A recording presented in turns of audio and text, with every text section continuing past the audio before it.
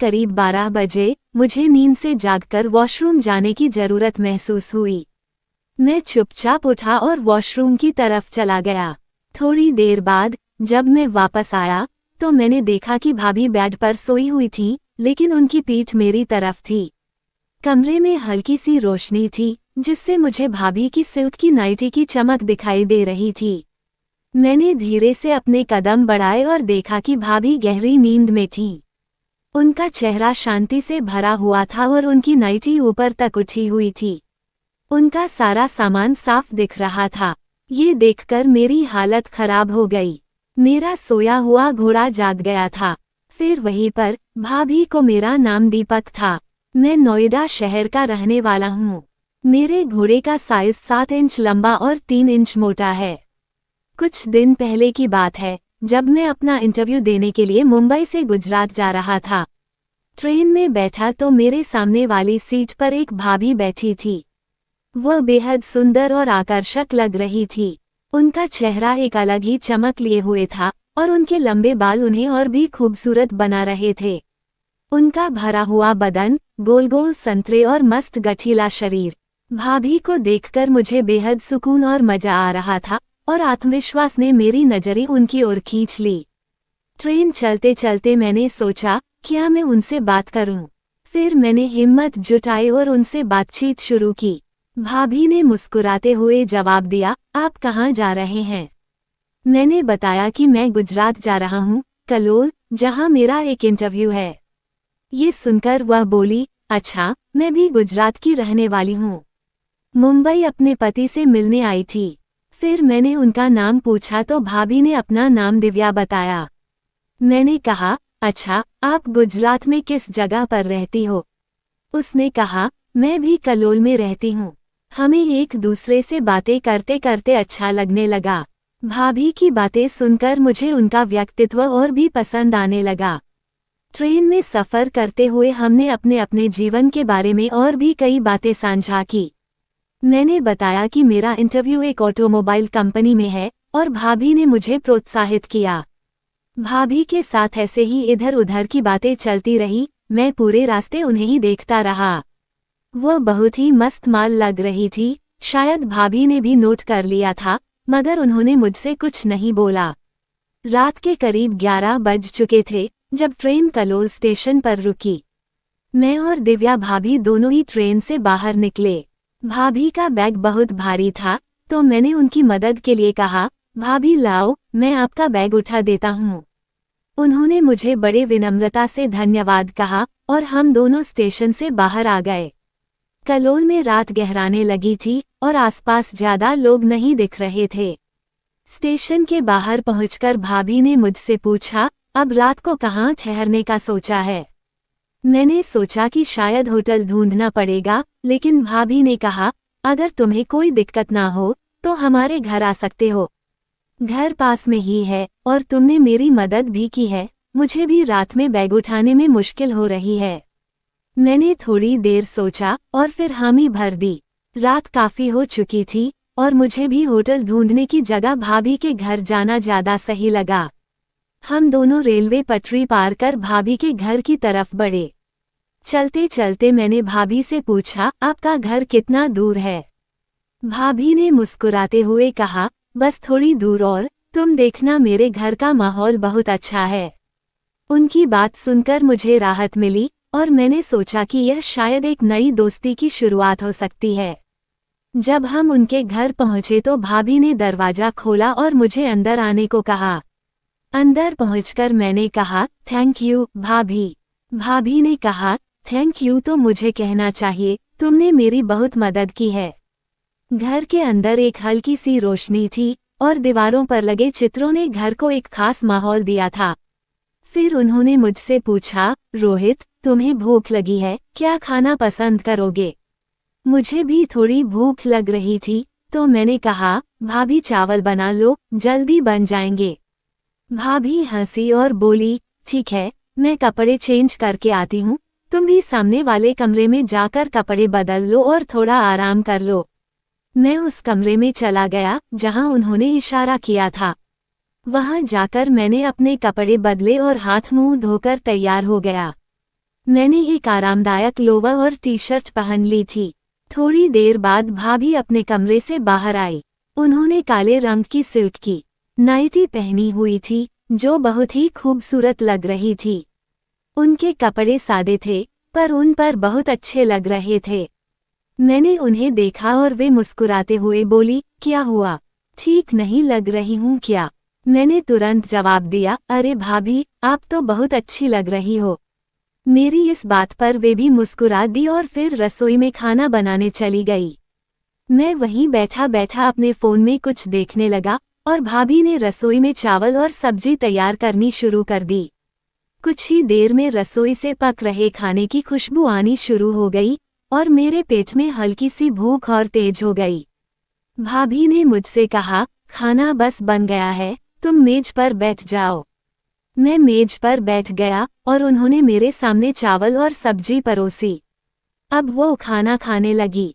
खाना खाते हुए हम बातें कर रहे थे। भाभी ने पूछा, खाना कैसा है?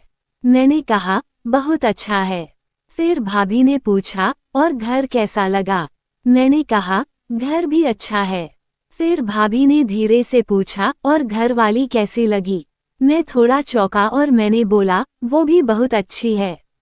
इस पर वह थैंक यू बोलकर खाना खाने लगी। हम दोनों ही मुस्कुरा रहे थे और एक दूसरे से नजरें चुरा रहे थे। फिर भाभी ने मेरे बारे में पूछा, इंटरव्यू का टाइम क्या है? तो मैंने बोला, कल 10 बजे है। भाभी ने कहा, फिर तो कोई प्रॉब्लम नहीं है। मैं तुम्हारे लिए नाश्ता बना दूंगी, तुम खाकर ही जाना। मैंने भी हाँ बोल दिया। फिर हम दोनों ने खाना खत्म किया। खाना सादा लेकिन बहुत स्वादिष्ट था। हमने साथ बैठकर खाना खाया और बातें की। उन्होंने अपने परिवार के बारे में बताया कि उनके पति मुंबई में काम करते हैं और वह कलोल में अकेली रहती हैं। उनके हंसमुख स्वभाव ने मेरे दिल में उनके प्रति और भी इज्जत बढ़ा दी। रात गहरी हो चुकी थी और हम दोनों ने खाना खाकर बर्तन साफ किए। फिर भाभी ने कहा, तुम्हें आराम करने की जरूरत, सुबह जल्दी उठना है ना? फिर मैंने पूछा, आप परफ्यूम कौन सा यूज करती हो? आपके रूम से बहुत अच्छी महक आ रही है। इस पर वह हंसकर बोली, सब लेडीज परफ्यूम है, तुम्हारे मतलब के नहीं है। रात के अंधेरे में जब सब कुछ चुप था, मैं भाभी के कमरे में लेटा हुआ था। थोड़ी देर बाद भाभी कमरे में आई और मुस्कुराते हुए बोली, तुम और कुछ भी बताओगे? मैंने हंसकर कहा, क्या पूछना चाहती हो? भाभी ने मेरी आंखों में देखते हुए कहा, अगर तुम्हारी जॉब यहाँ लग गई तो फिर तुम कहाँ रहोगे? मैंने थोड़ी देर सोचते हुए कहा, कमरा लेना पड़ेगा, रेंट पर। वे थोड़ी चुप हो गईं, फिर बोली, क्या तुम मेरे घर पर रह सकते हो?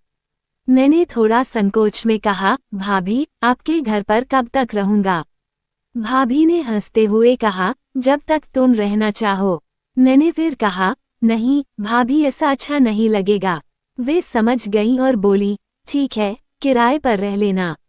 जो किराया तुम बाजार में दोगे वह मुझे दे दिया करो। तुम्हारे सहारे से मेरा भी मन लग जाएगा। मैंने इस प्रस्ताव पर विचार किया, ये वाकई में एक अच्छा विचार था। मैंने कहा, ठीक है, पहले नौकरी तो लगने दो, तभी तो पता चलेगा। भाभी ने कहा, तुम्हारी जॉब पक्की है? मैंने मुस्कुराते हुए कहा, आपको कैसे पता? वे बोली, बस मुझे पता है। मैंने कहा, देखते हैं। भाभी ने फिर से पूछा, अगर नौकरी लग गई तो तुम मेरे घर पर ही रहोगे ना? मैंने हाँ में सिर हिलाया। इस बात से हमारे बीच एक अच्छी समझ बन गई थी। फिर थोड़ी देर बातें करने के बाद मैंने कहा, भाभी, अब हमें सो जाना चाहिए, सुबह मुझे भी जाना है। भाभी बोली, अरे हाँ, मुझे भी जॉब पर जाना है। वे भी किसी कंपनी में काम करती थीं। मैंने पूछा, मैं यहाँ कहाँ सो जाऊँ?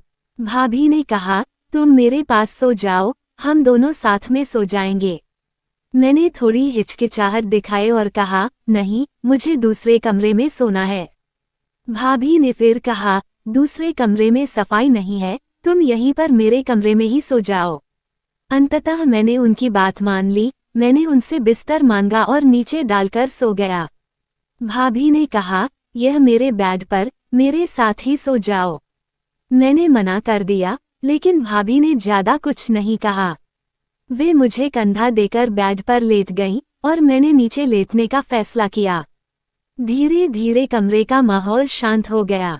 रात के सुकून भरे माहौल में मुझे लगा कि यह अनजानी मुलाकात हमारे लिए नए अध्याय की शुरुआत हो सकती है। अब रात के करीब 12 बजे मैं उठा और वॉशरूम चला गया। जब वापस आया तो देखा भाभी मेरी तरफ पीठ करके लेटी हुई थी और उनकी नाइटी ऊपर तक उठी हुई थी। उनका सारा सामान साफ दिख रहा था।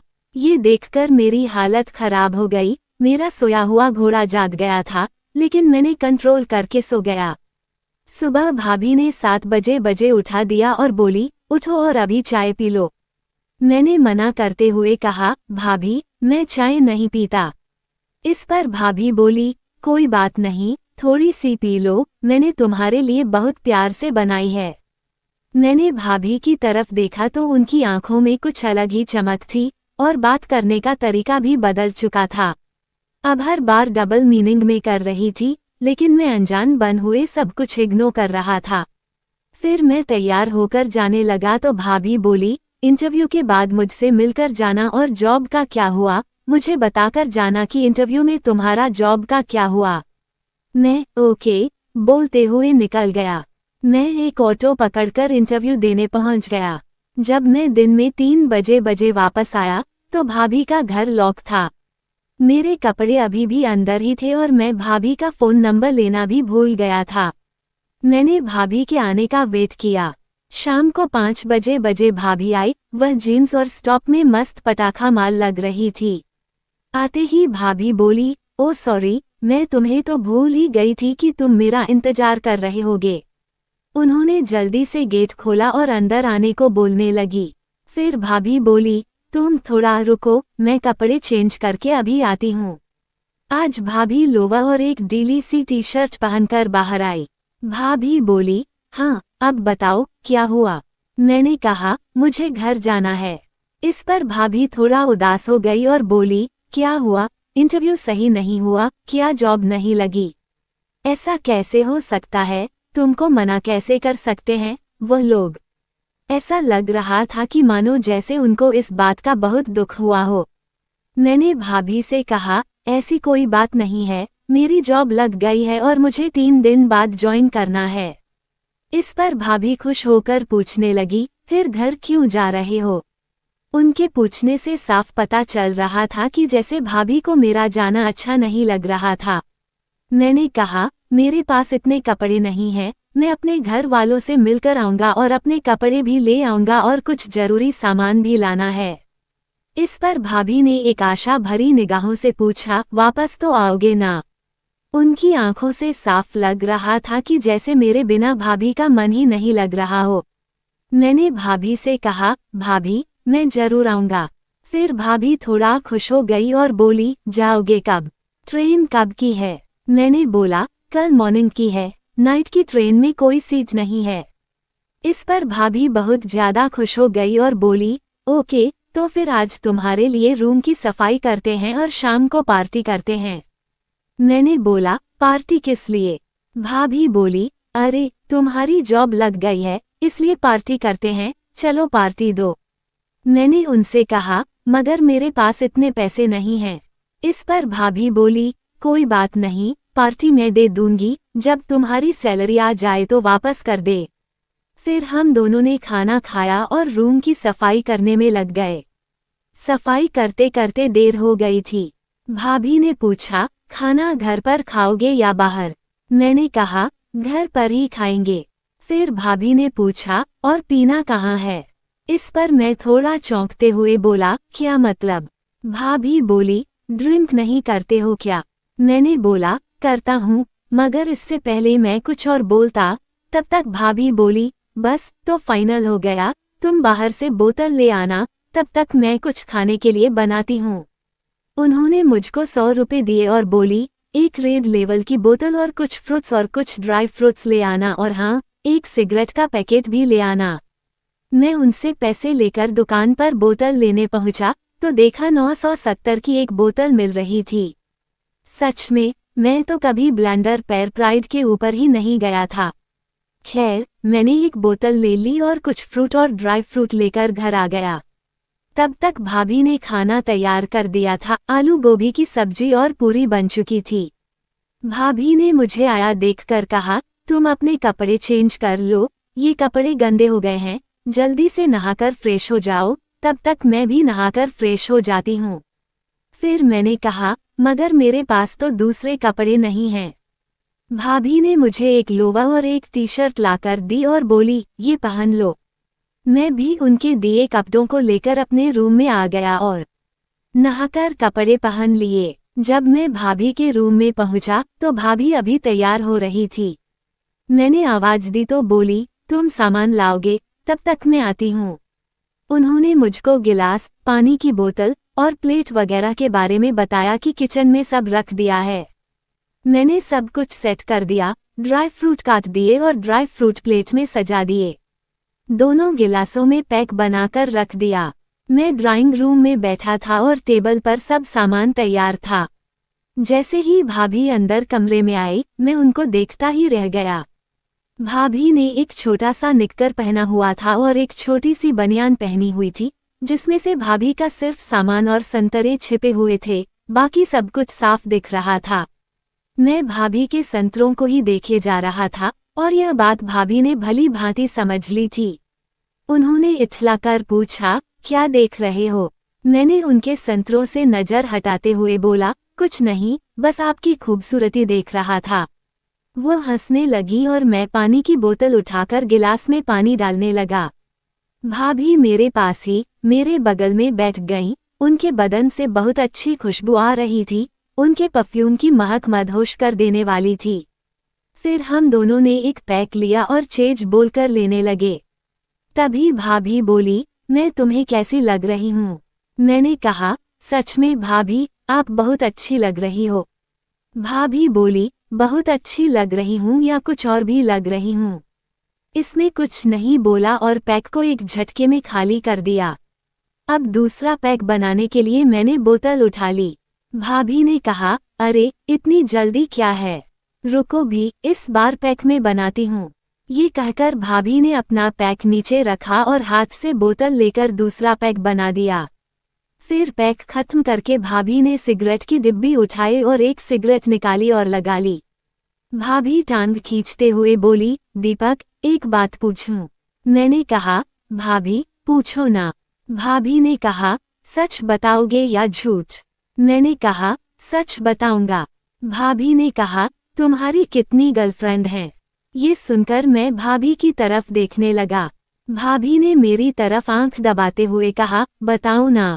मैंने कहा, भाभी, बस एक ही है। भाभी ने कहा, तुमने उसके साथ कभी संबंध बनाए हैं या नहीं? मैंने कहा, हाँ। भाभी ने कहा, कितनी बार? मैंने कहा, बस 2 बार। ये कहते हुए उन्होंने सिगरेट को मेरी तरफ बढ़ा दिया। मैंने सिगरेट ली और भाभी की तरफ देखने लगा। अब भाभी मुझको बहुत ज्यादा माल लग रही थी। बस मन कर रहा था कि इस हॉट इंडियन भाभी को यहीं पर पटक कर बस इसके साथ अभी लूडो खेल लूं। भाभी ने झुककर अपने संतरे दिखाए और पूछा, क्या देख रहे हो? कुछ सोच रहे हो? मैं चुप रहा। भाभी ने कहा, बताओ ना, दीपक, क्या सोच रहे हो? मैंने कहा, कुछ नहीं, भाभी। भाभी ने कहा, बताओ ना, प्लीज, तुमको मेरी कसम, क्या सोच रहे हो, बताओ। मैंने कहा, भाभी, आप ना, बहुत खूबसूरत लग रही हो। भाभी हंसते हुए बोली, हाँ, वो तो मुझको पता है कि मैं बहुत खूबसूरत हूँ, तुम्हारे भैया भी यही बोलते हैं। वो अंगड़ाई लेकर हंसने लगी। मैंने कहा, भाभी, भैया यहाँ पर क्यों नहीं रहते? वह बोली, तुम्हारे भैया मुंबई में जॉब करते हैं और मेरी जॉब यहीं पर है, इसलिए हम दोनों अलग अलग रहते हैं। लेकिन जब मन करता है तो मिल लेते हैं। अभी मैं उनसे मिलने ही गई थी, कभी अब भी मिलने आ जाते हैं। मैं कुछ नहीं बोला। भाभी ने कहा, तुम बताओ, तुम कैसे मिलते हो अपनी गर्लफ्रेंड से? मैंने कहा, जब भी मौका मिलता है तब मिल लेते हैं, नहीं तो कोई बात नहीं। इन बातों के बीच हमारे गिलास खाली हो गए थे। भाभी ने बोतल उठाए और पैक बनाने लगी। हम दोनों ने पैक खत्म किया और मैंने सिगरेट सुलगा ली। तब मैंने महसूस किया कि भाभी का हाथ मेरी जांघ पर घूम रहा था। मैंने भाभी की तरफ देखा तो भाभी मुस्कुरा रही थी। फिर भाभी ने मेरे हाथ की सिगरेट ले ली और तस मारकर मेरे मुंह पर मारती हुई बोली, मुझको तुम बहुत अच्छे लगने लगे हो। मैंने कहा, भाभी, अब तो आप भी मुझको बहुत अच्छी लगने लगी हो, पर क्या करूं, आपकी शादी हो गई है। नहीं तो मैं अभी के अभी आपसे शादी कर लेता। ये कहकर मैं हंसने लगा। भाभी ने कहा, कोई बात नहीं, दीपक, मैं भी तुमसे शादी नहीं कर सकती, पर तुम मेरे साथ कुछ भी कर सकते हो। इस पर मैं सोचने लगा और बोला, कुछ भी? भाभी बोली, हाँ, कुछ भी, जो तुम्हारा मन करे। मैंने फिर से कहा, देख लेना, मैं कुछ भी कर सकता हूँ। भाभी बोली, करके दिखाओ, तभी तो पता चलेगा कि क्या क्या कर सकते हो। दोस्तों, मुझे उम्मीद है कि आपको मेरी कहानी में मजा आ रहा होगा। फिर हॉट इंडियन भाभी की रात भर लूडो का गेम खिलाया। फिर भाभी ने बोला, बहुत मजा आया। मॉर्निंग में मेरी ट्रेन थी, तो फिर भाभी ने बोला, चलो, अब जाओ और जल्दी से वापस आकर मेरी बची हुई आग को बुझा देना। मैं तुम्हारा इंतजार करूंगी। कहानी में एक ऐसा प्रसंग है जहां एक महिला के प्रति रवैया अत्यंत संवेदनशील और मर्यादा से परे होता है। इस तरह की स्थितियों से यह शिक्षा मिलती है कि किसी भी रिश्ते में, चाहे वह पारिवारिक हो या दोस्ताना, मानवीय गरिमा और मर्यादा का ध्यान रखना बहुत जरूरी है। एक सच्चा संबंध तभी फलता फूलता है जब उसमें दोनों पक्ष एक दूसरे के आत्मसम्मान का आदर करते हैं। हमें ये सीखना चाहिए कि किसी व्यक्ति की निजी सीमाओं का सम्मान करना और उन्हें कभी असहज महसूस नहीं कराना चाहिए। कहानी का एक प्रमुख हिस्सा ये दिखाता है कि कैसे नैतिकता और आत्मसंयम की कमी एक व्यक्ति को गलत मार्ग पर ले जा सकती है। दीपक का अपनी भावनाओं पर नियंत्रण न कर पाना ये दर्शाता है कि किसी के प्रति आकर्षण होना स्वाभाविक है, लेकिन आत्मसंयम बनाए रखना अत्यंत आवश्यक है। हर परिस्थिति में हमें ये ध्यान रखना चाहिए कि हमारे कार्य न केवल हमें, बल्कि दूसरों को भी प्रभावित करते हैं। इसलिए अपने विचारों और इच्छाओं पर नियंत्रण पाना, संयम बनाए रखना और नैतिकता की दिशा का पालन करना चाहिए। कहानी से ये भी सीखने को मिलता है कि रिश्तों में भरोसा और सम्मान का महत्व क्या होता है। कहानी के पात्रों के बीच आपसी व्यवहार से यह साफ है कि यदि रिश्तों में विश्वास और सम्मान न हो, तो वे संबंध लंबे समय तक टिक नहीं सकते। विशेषकर पुरुष महिला संबंधों में सम्मान और गरिमा का विशेष स्थान होता है। ये संबंध चाहे भाई बहन, दोस्त या सहयोगी का हो, एक दूसरे के प्रति ईमानदारी और सम्मान सर्वोपरि है। कहानी में ये भी स्पष्ट रूप से दिखाया गया है कि कैसे किसी के प्रति अस्वाभाविक विचार और स्वार्थपूर्ण व्यवहार हमें नुकसान पहुंचा सकते हैं। किसी भी प्रकार के रिश्ते में स्वार्थ से बचना चाहिए, क्योंकि ये रिश्तों को तोड़ने और नुकसान पहुंचाने की क्षमता रखता है। व्यक्तिगत इच्छाओं और भावनाओं को दूसरों पर थोपना या उन्हें अपने स्वार्थ के लिए इस्तेमाल करना गलत है। एक और महत्वपूर्ण सीख यह है कि व्यक्ति को आत्म जागरूक होना चाहिए और यह समझना चाहिए कि उसकी इच्छाएं और भावनाएं क्या हैं और वो किन्हें कहाँ सीमित रखना है। एक विकसित और परिपक्व सोच वाले व्यक्ति को अपनी सीमाओं का ध्यान रखना चाहिए और दूसरों के प्रति संवेदनशील होना चाहिए। एक नैतिक और मानसिक रूप से विकसित व्यक्ति वही होता है जो दूसरों की भावनाओं और सीमाओं का सम्मान करता है। समाज में हर व्यक्ति की अपनी जिम्मेदारियां होती हैं, जिन्हें निभाना आवश्यक है। किसी भी अनैतिक कार्य से समाज पर नकारात्मक प्रभाव पड़ता है।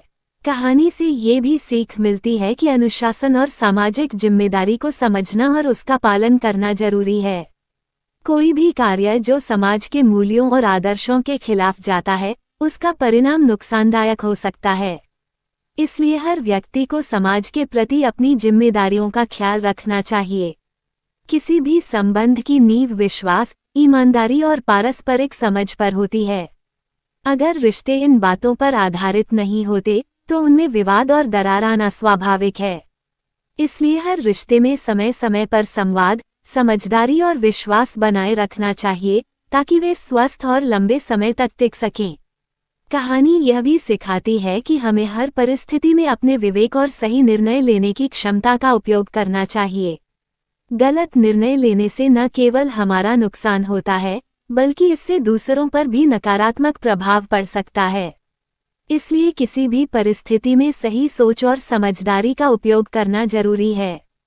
हमें ये भी समझना चाहिए कि किसी भी संबंध में समानता का होना जरूरी है। रिश्तों में बराबरी होनी चाहिए, चाहे वह व्यक्तिगत संबंध हो या पेशेवर। असमानता के कारण संबंधों में तनाव और टकराव पैदा हो सकता है, जो कि किसी के लिए भी अच्छा नहीं होता।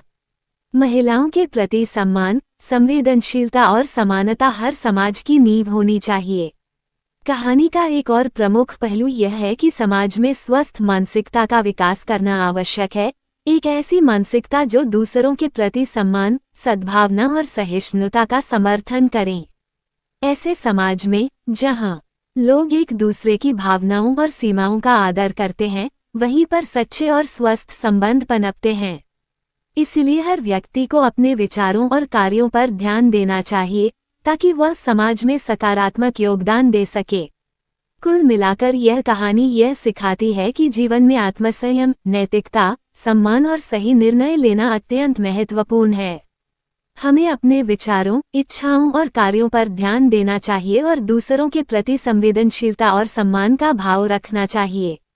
जब हम इन शिक्षाओं का पालन करेंगे, तभी हम एक बेहतर समाज का निर्माण कर पाएंगे, जहां सभी लोग सम्मानपूर्वक और गरिमा के साथ जीवन व्यतीत कर सकें। तो दोस्तों, ये थी आज की कहानी।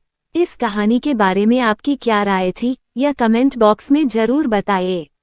अगर आपको कहानी पसंद आई हो तो वीडियो को लाइक करें, चैनल को सब्सक्राइब करें और बेल आइकन पर क्लिक करके इसे ऑल पर सेट करें। धन्यवाद।